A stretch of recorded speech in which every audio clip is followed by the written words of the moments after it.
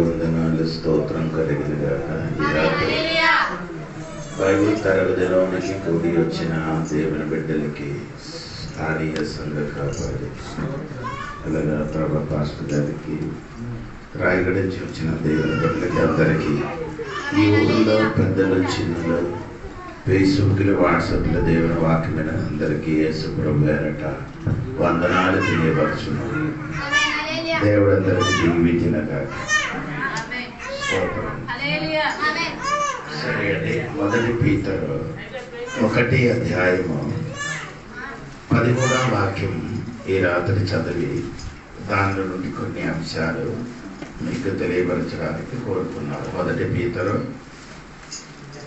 1 అధ్యాయము 13వ వచనం. కాబట్టి మీ మనస్సు అన్న నడుము కట్టుకొని నిబ్బరమైన బుద్ధి గలవారై యేసుక్రీస్తు ప్రత్యక్షమైనప్పుడు మీకు తేబడు కృపా విషయమై సంపూర్ణ నిరీక్షణ కలిగి ఉండుడి.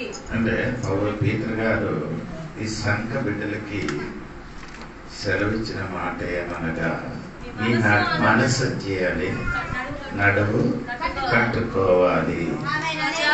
ఎందుకు ఈ సంఘ బిడ్డలకి అనగా పీతరు గారు రాయబడిందంటే, ఆ సంఘం అప్పుడు ఇది రాయబడినప్పుడు సంఘ బిడ్డలు అగ్ని వంటి శోధనలలో ప్రయాణం చేసి ఉన్నాం.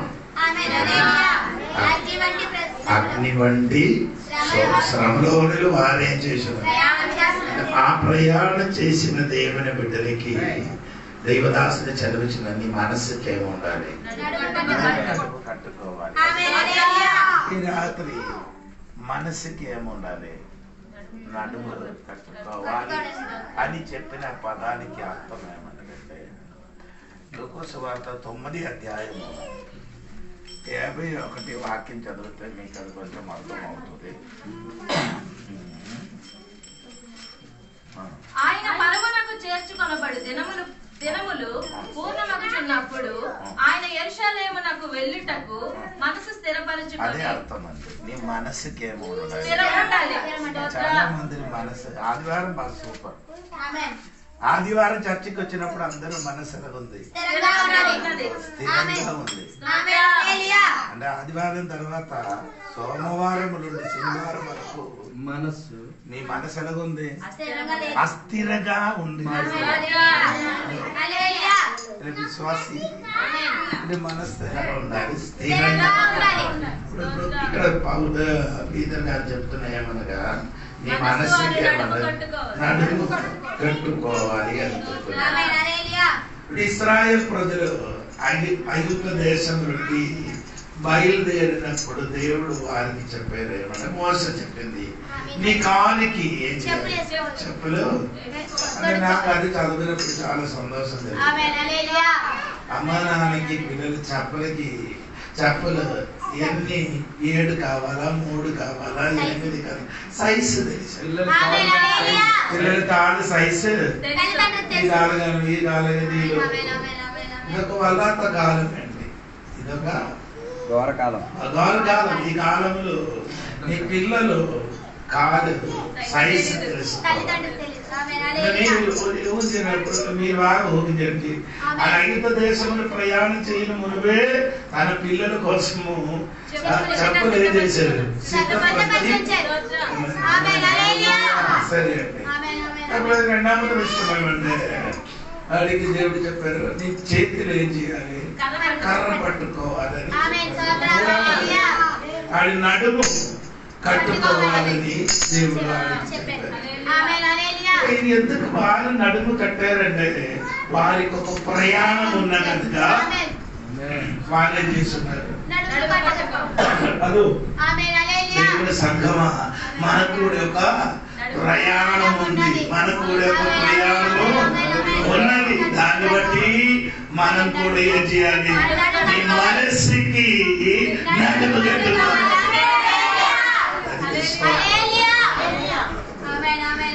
అది దేవుడు ఏం చెప్తున్నారంటే, దేవునికి స్తోత్రం. అంటే ఇది చేతికి ఏం చేయాలి, కర్ర ఏం చేయాలి, పట్టుకోవాలి. ఈ కర్ర పట్టుకోవడం 2 అర్థం ఉందండి.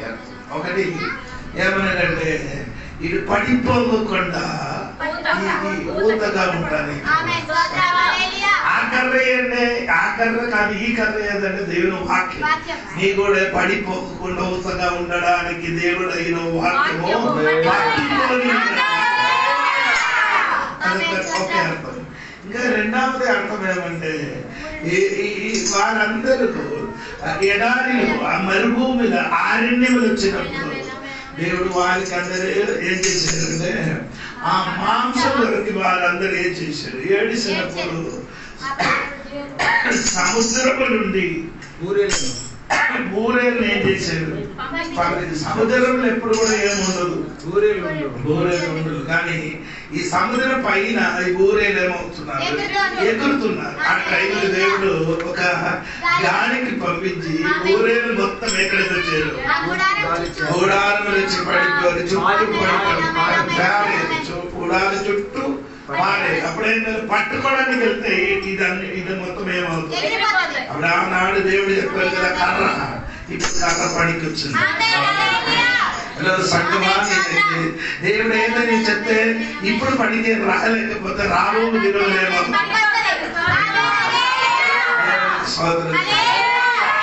చెప్పుకొని వచ్చినది ఏమన్నదంటే నీ నడుము గెలిచేయాలి, కట్టుకోవాలి, నడుము కట్టుకోవాలి అని దేవుడు వాక్యం. లూకా సువార్త 12వ అధ్యాయంలో మీరు 37వ వాక్యంలో చదివితే అది యేసు ప్రభు చెప్పిన ఒక మాట,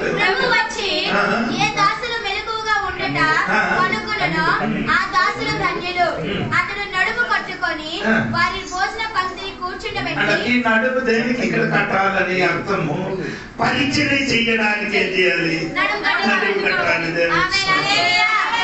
యేసు ప్రభు వెళ్ళి తిరిగి వచ్చినప్పుడు తన దాసుడు పరిచర్య కోసం ఏం చేసుకున్నారు, నడుము కట్టుకున్నారు. దేవుడు ముందుకు చెప్పారు, ప్రయాణం కొరకు నీ ఏం చేయాలి, రెండు నీ యొక్క పరిచర్య కోసం ఏం చేయాలి, నడుము కట్టుకోవాలని దేవుని వాక్యంలో రాయబడి ఉందండి. దేవుడికి స్తోత్రం. యోహాను సువార్త 3వ అధ్యాయము 4వ వాక్యం చదువుతాం. యోహాను సువార్త 13వ అధ్యాయము 4వ వాక్యము. అక్కడ రాయబడిన వాక్యము కూడా మీరు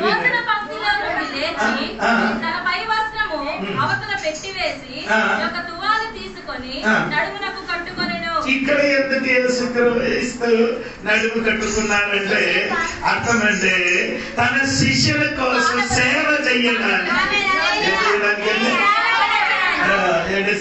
దేవుడు దేవుడుగా ఉండే మాత్రం కాదు, ఆయన ఏర్పడి మనిషినికి సేవ చేయిస్తున్నాడు. నీ కూడా సేవా మనోభావం నీ నోడి రావాలి. అందరికి యజమానుడు అవడానికి ఇష్టం, అందరికి దాసుడు సేవకుడు ఆ సేవ చేయడానికి ఎవరికి ఇష్టం లేదు. అప్పుడు యేసు ప్రభు నడుము కట్టుకొని శిష్యులు ఏం చేసుకున్నారు, కాలు కడిగేది. ఏం కడిగానండి, కాలు.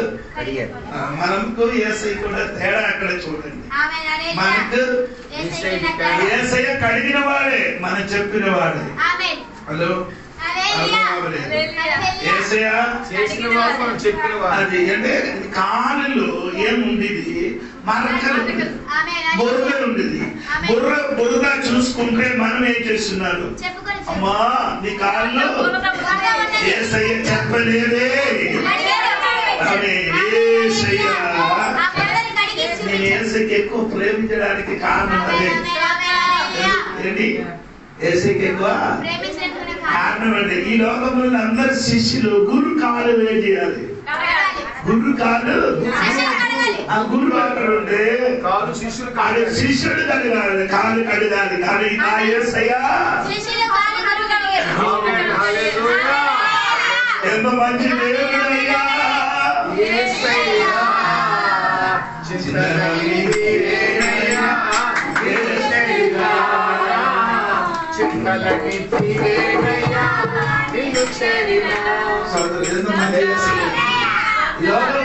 గురువు చూడండి, కూర్చడం శిష్యులందరూ చేయాలి. కానీ యేసు ప్రభు అరగ కాదు, తన శిష్యులు కాదు. మంచిదే, వేడి నీటితో కడుగుతాడు. ఒకసారి వేడి నీటితో చల్లనీటితో కలిపి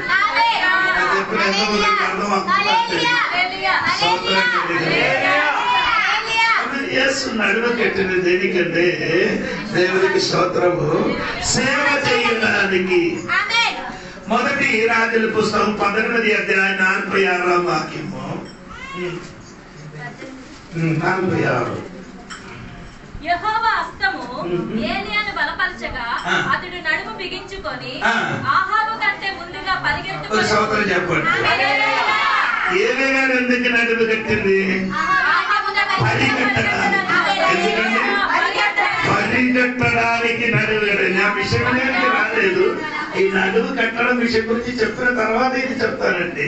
అప్పుడు ఏలియా గారు ఇప్పుడు ఏం చేస్తున్నారు? నడుము ఎత్తుకొని పరిగెత్తుతున్నారు. దేవుడికి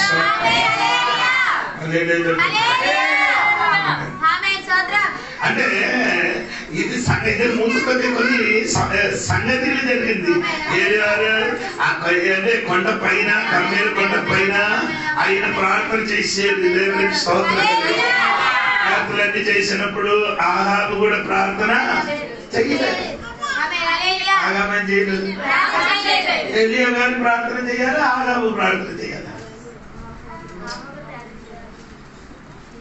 నేనేం కడుగుతుంది. ఏలియా గారు ప్రార్థన చేయాలి, ఆహాబు గారు ప్రార్థన చేయాలి. ఆహాబు ఎందుకు?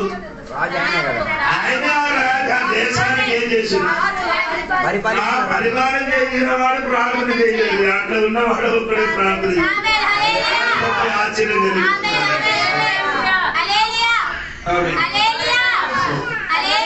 కానీ ఏలియా గారు ప్రార్థన చేయడం ఆహాబు తెలుసుకొని తిరుగుతున్నాం.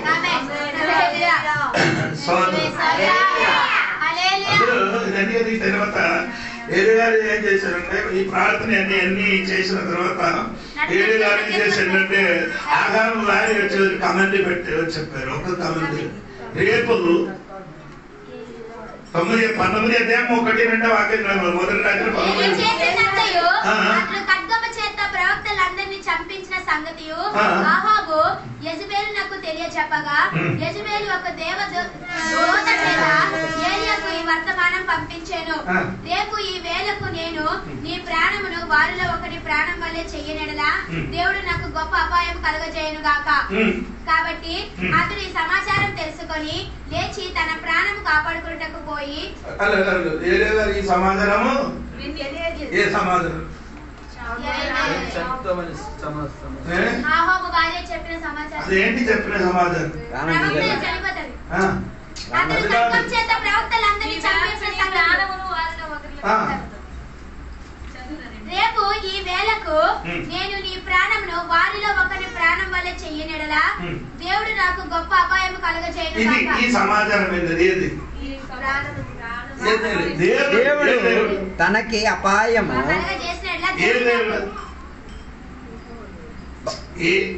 చెప్పిన దేవుడు ఏది? బాబు అది కొంచెం ముందుకి బయలుదేరడానికి మొత్తం నీ ఏం చేశారు? చంపించారు. ప్రవక్తలను చంపారు. బైబిల్ చదవలేదు. దీని ముందుకి నీ బయలుదేరడానికి మొత్తం ఏం చేశారు? చంపేశారు. దేవుడు అని ఆయన మధ్యలో నీ ఏం చేశారు? సాక్ష్యపరిచారు. అది అంత అద్భుతం చేసిన వాడు ఆ బయలుదేవత పేరు పెట్టి సమించినప్పుడు వీడు భయపడదు. నేను చెప్పిన వాళ్ళ తాలూకుగా ప్రవర్తనాన్ని చంపేశాడు. 450 మంది ప్రవర్తన బయలుదేరి ప్రవర్తనకి అందరికి ఏం చేశాడు? చంపేశాడు. ఆ చంపి ఒక్కడే, వేరే లేదు, వేరే ఒక్కడే వీళ్ళందరికీ చంపేశారు. ఒక్కడితో మిగలకుండా చంపేసి ఆ విజయం సాధించిన దేవుడు దాసుడు ఆ దేవత పేరు చెప్పినప్పుడు భయపడు. శాపం పలికేశాడు. మనం కూడా నామములు కానీ వేరే నామం మీద ఉన్నప్పుడు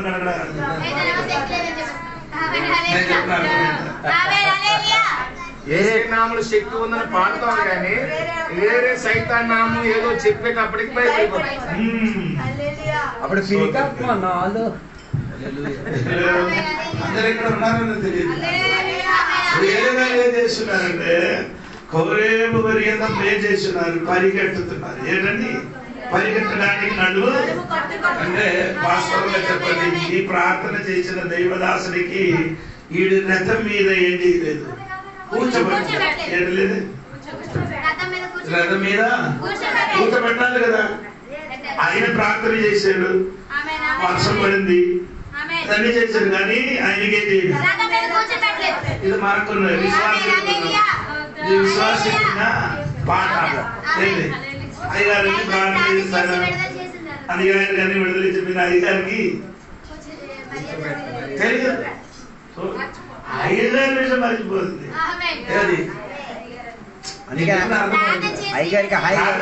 విడుదల చేశారు, అయ్యగారు అంతా కష్టపడి మోకరించి ప్రార్థన చేశారు. అయ్యగారు నీ రథములు కూడా నీ కూడా కూర్చోమని చెప్పాలి కదా, కూర్చోలే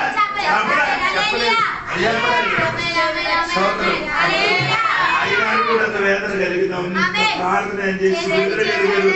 ఓరే ఈ రాజులు నన్ను కూడా ఎక్కించలేదు, బండిలో ఎక్కించలేదు అంత వేదన.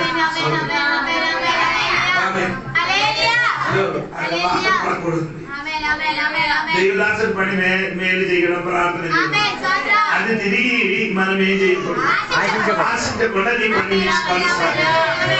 అలా ఏరే గారు ఎవరు చేసినప్పుడు, ఏరే దానికి ఒక వేదన వచ్చినప్పుడు దేవుడు ఏం చేశాడు, ఓరే భయపడుతున్నా, ఏరియా చేతి దేవుడు చెయ్యి ఏరియా మీదకి వచ్చాడు. ఏమని ఏరియా మీదకి వచ్చినప్పుడు ఏమైంది, శక్తి పొంది పరిగెట్ట. 46వ వాక్యం, 46వ వాక్యం.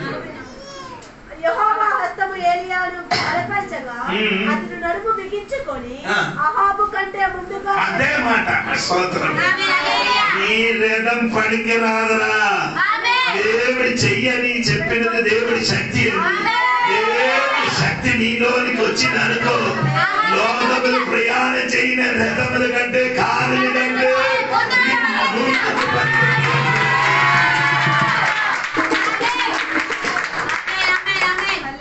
రథం ఉంటున్నా కానీ అంటే అహాబు రాజు చూసినప్పుడు ఇదిగో తెల్లని వస్త్రం ధరించిన ఒక మనుషుడు ముందుకు ఏం చేస్తున్నారు, పరిగెత్తుకుంటున్నారు. రాత్రి కొన్ని శక్తికి ముందుకు పరిగెత్తడానికి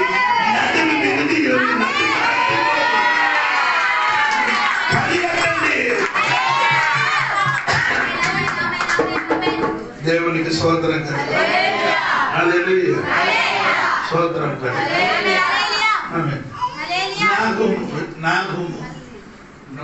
నహూము 2వ అధ్యాయము 1 వాక్యం చదవండి.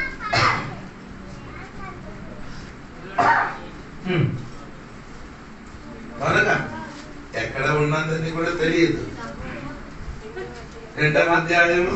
The one who scattered has come. నీ మీదకి వచ్చుచున్నాడు. ఏంటంటారా బాబు, లయకర్త నీ మీదకి వచ్చుచున్నాడు. అర్థమైందా? ఉండండి, మనకు ఆ చిన్న చిన్న ముఖ్య అర్థం తెలిస్తే మాత్రం మీకు బైబిల్ వాక్యం అవుతుంది. ఎవరు వస్తున్నారు? లేయగచ్చండి, మొత్తం నాశనం చేయాలి, చెదరగొట్టేవాడు. నేను చెదరగొట్టేవాడు నీ మీదకి వచ్చిచున్నాడు. 1 2 నీకేం చేయాలి? చెదగొట్టిన వాడు మన్ని నాశనం చేయన వాడు వచ్చినప్పుడు దుర్గం ఏం చేయాలి? కావలి కాదు, నీ ఇంటికి నీ కావలి కాదండి, నీ సంఘానికి కావలి కాదండి, నీ దేశానికి కావలి కాదండి. నశింపబడిన వాడు కావలి కాదండి. మార్గం ఏం చేయాలి? మార్గం ఏం చేయాలి? కావలి మార్గం సరిగ్గా చూడండి. 2వది 3వది నటునికే చేయాలి, బిగించుకొని బలంగా బిగించి బహుళ బలంగా నిలిచి ఉండాలి. సంఘం విడుదలకి నటునికి బలం లేదు కాబట్టి కాలువని సరిగా నిలబడలేదు. నిలబడడానికి నీలోనికి శక్తి దిగింది, శక్తి దేవుడి శక్తి.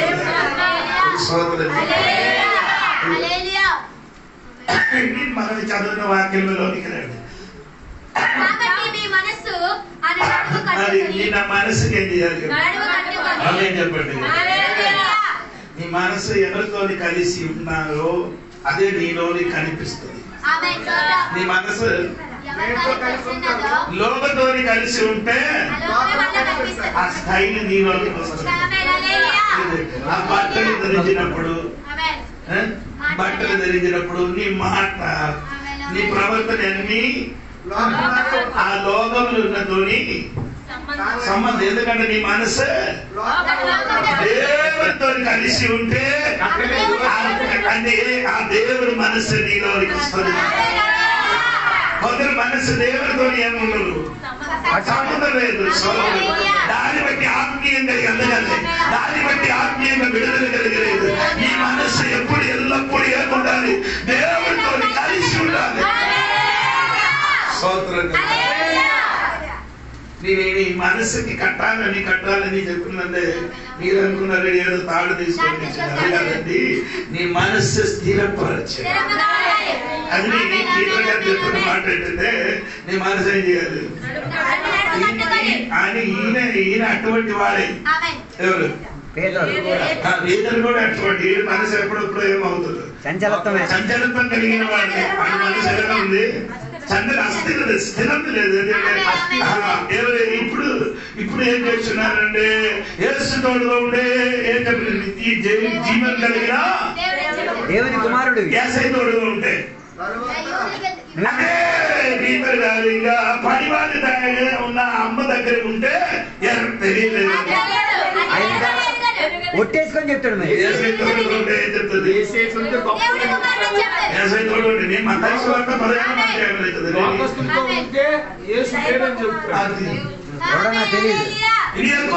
మరి మూడు సార్లు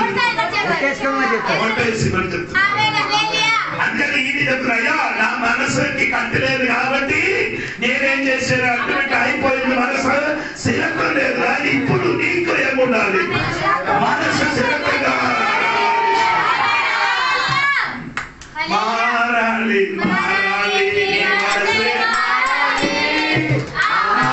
మనసు దేవునికిస్తే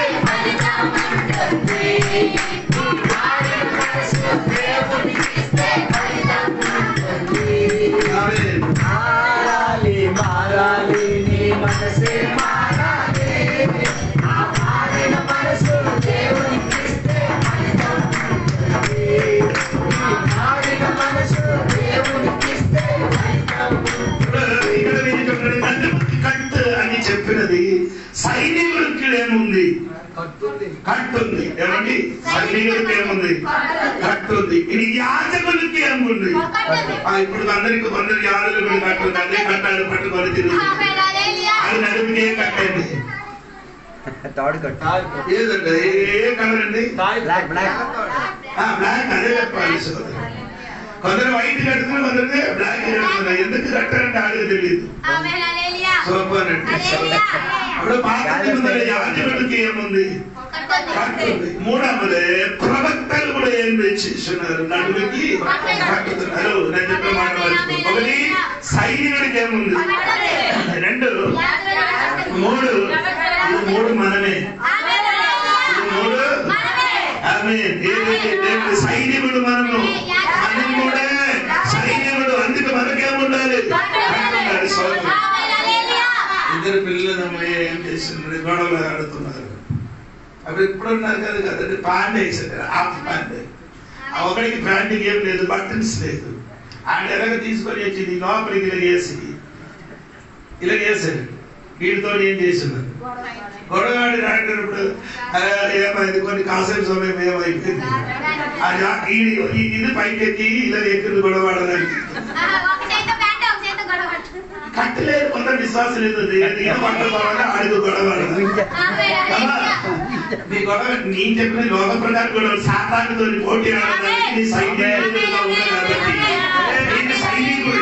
సైనికుడు ఉన్నా కాబట్టి నీ నడుముకి కట్టలేకపోతే సాతానుతో పోరాడుతుంది. అదే ఈ నిలబడి సంఘ నడుముకి కట్టుకుని ఉండాలి. అది అనుకుని నీ మనసు స్థిరంగా ఉంటే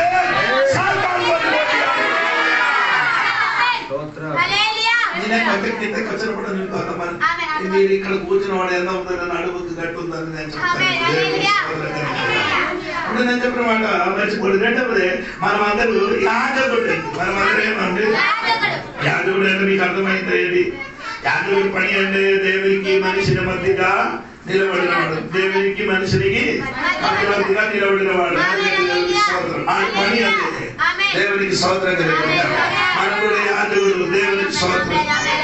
మనం ఈ లోకంలో మనుషుల కొరకు మనం ఏం చేయాలి? మధ్యవర్తి ప్రార్థన చేయాలి. ఏం చేయాలి? స్తోత్రం విజ్ఞాపన చేయాలి. మూడవది మనకు అందరూ కూడా ఏమవుతున్నారండి?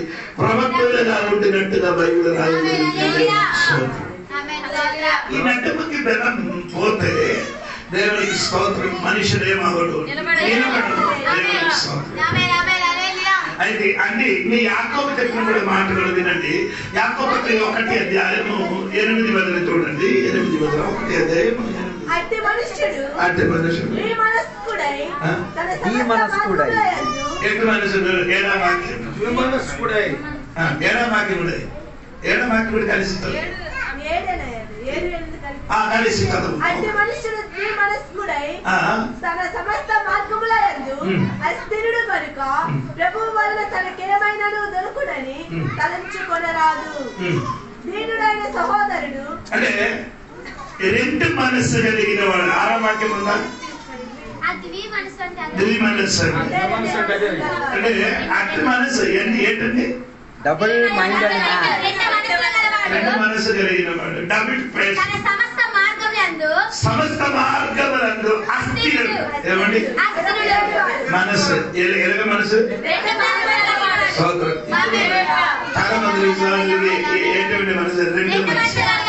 చర్చలు వచ్చినప్పుడు ఒక మనసు, మనసు చర్చలు బయటికి వెళ్ళినప్పుడు ఇంకొక మనసు. అటువంటి అస్థిరుడు. దేవుడు వశమునుడు ఎవరు ఏమీ చేయడు. ఏమైనా దొరుకునని తలంచుకుంటాడు. దేవుడు వశమునుడు స్వస్థపరుస్తావా? స్వస్థపరచవా? రెండు మనసులు కలిగిన దేవుడు స్వస్థపరుస్తాడా? ఏ దొరుకుతుందా? దొరుకుతావా? లేదు. డాక్టర్కి నమ్మాలా? ఏసైకి నమ్మాలి. డాక్టర్కి నమ్మాలా? ఏసై. డాక్టర్ ఏసై, డాక్టర్ ఏసై. ఈ రెండు మనసు కలిగిన వాడు ఏం తెలియదు. ఈ ప్రార్థన ఏంటంటే మన యోసేపు గ్రంథంలో రాయబడిన 6వ అధ్యాయంలో ప్రార్థన గురించి ఏమి చేస్తున్నారు అంటే దానికి ఇదే చెప్తున్నారు. ఏంటంటే జావల్ జావల్ ఈట ఈట ఈట ఈటే ఈటే ఈట ఈట యోసేపు దేవుడు చెప్పారు, నీ ఈట పట్టుకొని ఏం చేయాలి? ఆయి పట్టణం మందు లేదు, ఎరుకో పట్టణంలోకి ఎరుకో పట్టణం చూపించు. ఈట పట్టుకొని ఏం చేయాలి? నిలబడాలని చెప్పారు. ఈట పట్టుకొని ఈట పట్టుకొని ఎరుకో పట్టణం ఈ ఎరుకో పట్టణం జయించడానికి వెళ్తున్నారు. ఏం చేయాలి? ఎందుకంటే ఆయన అర్థం యుద్ధం మాత్రం కాదు, యుద్ధం కాదండి, అది ప్రార్థన. ప్రార్థన అంటే ఆ ప్రార్థనకి ఒక ఇది అండి, ఒక గురి ఉంది. ఏముంది? గురి గురి గురి. ఎక్కడ? నీ ప్రార్థన చెయ్యిన వాడికి ఏముంది? గురి. కొందరికి ఏం లేదు. గురి అంటే నీకు అర్థమైందా? నిరీక్షణ. నిరీక్షణ కాదు, దానికి ఏం చెప్తున్నారు? ఒక్క స్టోరీకి మాత్రము చూసుకొని ప్రార్థన. ఒక్క విషయంలో కేంద్రీకరించి ప్రార్థన, ఒక విషయంలో చూసుకుంటే ప్రార్థన. కొందరు అనేది అటువంటి ప్రార్థన చేయలేదు, మొత్తం ప్రార్థన చేస్తావు. నీకేదైనా ఒక పర్టికులర్ ఒక విషయం కోసం నేను కలిసి ప్రార్థన చేసిన అనుకో, దానికి ఒక విడుదల నీ కన్నుతోనే కనిపిస్తుంది. అందుకని ఈ మనస్సు ఏం చేయాలి? కట్టుపరచండి. మనస్సు రెడీ అయితే నీ బుర్ర కరెక్ట్ అవుతుంది. మనసు బుర్ర మనసు రెడీ లేకపోతే బుర్ర పని చేయదు. ఎవరి ఏం చెప్పిన అర్థమైంది? మొదటి మనసు ఏమంటుంటే అది ఎల్లప్పుడు ఏమవుతున్నారు? సముద్రములు బయట అలలు కొట్టినట్టుగా ఏషియా గ్రంథంలో చెప్పుతున్నారు. దుష్టుడు మనసును ఎప్పుడు అనగా దేవుడి బిడ్డలు కూడా మనసు కూడా అనగా మారిపోయింది. కొందరిది అయ్యో అది మనసుకి ఏం లేదు. ఇక్కడ కూర్చున్నప్పుడు హాయిగా కూర్చున్నారే, ఇక్కడ ఇంటికి వెళ్ళినప్పుడు స్థితించుకోవడానికి చచ్చినప్పుడు ప్రోగుడు లేదు. అందరు కూర్చుని అందరు కలిసి కూర్చున్నా కాబట్టి మనసు సరిగా ఉంది. సోదరు అది అదికి ఉదాహరణ ఇప్పుడే నా కారణం. మా ఇంటిలో మా పాప పిల్లలు అందరూ ఉండేవారు. పాప పిల్లలకి అక్కడ దిగుబెట్టి ఇక్కడికి వచ్చినప్పుడు నా మనసు కొన్ని టైంలో ఏమవుతున్నారు కలవరపడింది. ఏంటంటే ఎవరు లేదు కదా, మన ఇద్దరు తప్ప ఇంట్లో ఎవరు లేదు. అప్పుడు కొన్ని సమయం నా మనసు ఏమవుతున్నారు. అప్పుడు ఆ టైంలో దేవుడి మీద ఆధారపడి దేవుడికి ఉన్న కాబట్టి మనసు ఏమవలేదు, కలవరపడలేదు. మనసు ఏమి చేయలేదు. యేసు ప్రభు తన శిష్యుడికి చెప్పిన ఒక మాట, యేసు ప్రభు పరలోకం వెళ్ళిపోతున్నా అని చెప్పినప్పుడు శిష్యుడి మనసు ఏమైంది? యేసు ప్రభు చెప్పండి, నీ మనసు ఏంటి కలవరపడకూడదు. ఈ దినములు ఈ సంత బిడ్డలకి నేను చెప్పిన మాట, నీ ప్రార్థనకి వచ్చున్నారు, కూర్చున్నారు. 10 నిమిషాలు ప్రార్థన చేసింది. ఎన్ని సమయాలు కన్ను తెరుస్తున్నారు? 10 నిమిషాలు ప్రార్థనలు ఎన్నిసార్లు కళ్ళు తెరుస్తున్నారు? 15 సార్లు. అయినా నీ మనసు కరెక్ట్ లేదు. తిరగటం లేదు. ప్రార్థనకు కూర్చొని ఎప్పుడు ఏదో సౌండ్ వెళ్తే వెంటనే కన్ను బొమ్మ పడితే నీకేంటి? నీ బొమ్మ పడితే బొమ్మ పడితే మనకేం లేదు. ఆ ప్రార్థన నీ దేవుడితో కూర్చున్నారు కదా, అది ఏంటి భయం? అది కాదు, ఏదైనా సౌండ్ అంటే ఆయన అర్థం నీ మనసు అస్థిరంగా ఉంటుంది. నీ మనసు ఏముంటుంది? స్థిరంగా ఉండాలి. అదే పీటర్ గారి కోరుకున్నది, మనసు స్థిరంగా ఉండాలి. దేవుడికి స్తోత్రం కలిగింది. అందుకే దేవుడి సంగమా, సంఘ బిడ్డల మనసు స్థిరంగా ఉండాలి. దేవుడికి స్తోత్రం.